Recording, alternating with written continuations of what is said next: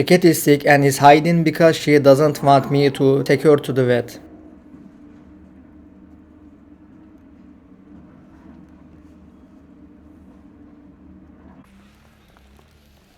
There is heavy snowfall in Istanbul and the roads are closed due to the snow.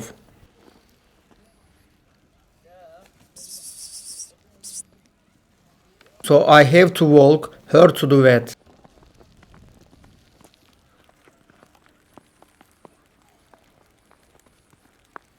There is a tabby kitten and sick cat in the carrying case.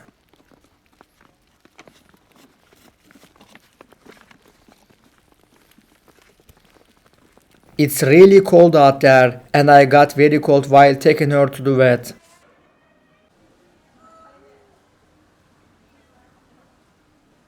6 days later.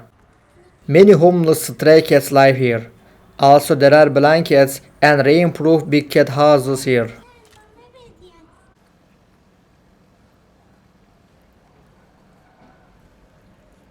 Every stray cat living here has a story.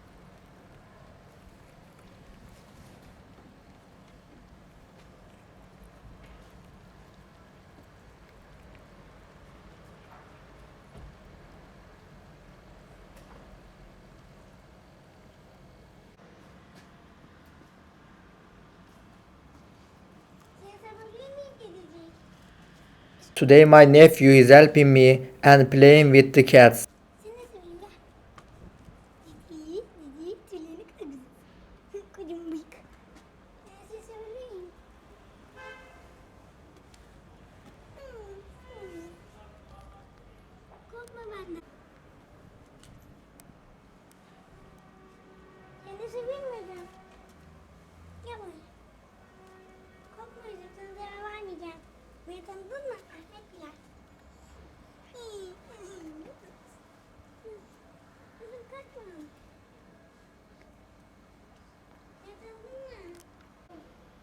The tabby kitten has not recovered yet, but has an appetite.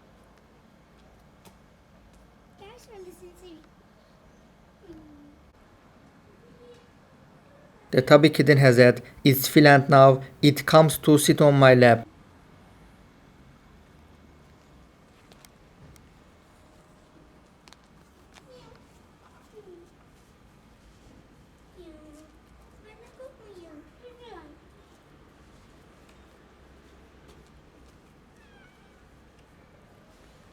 Hadi basayım şuna.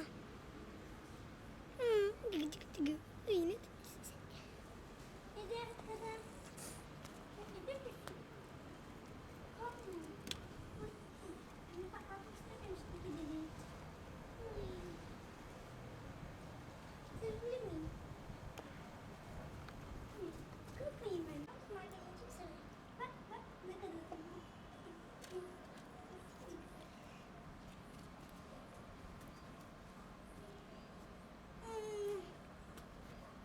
"11 months later.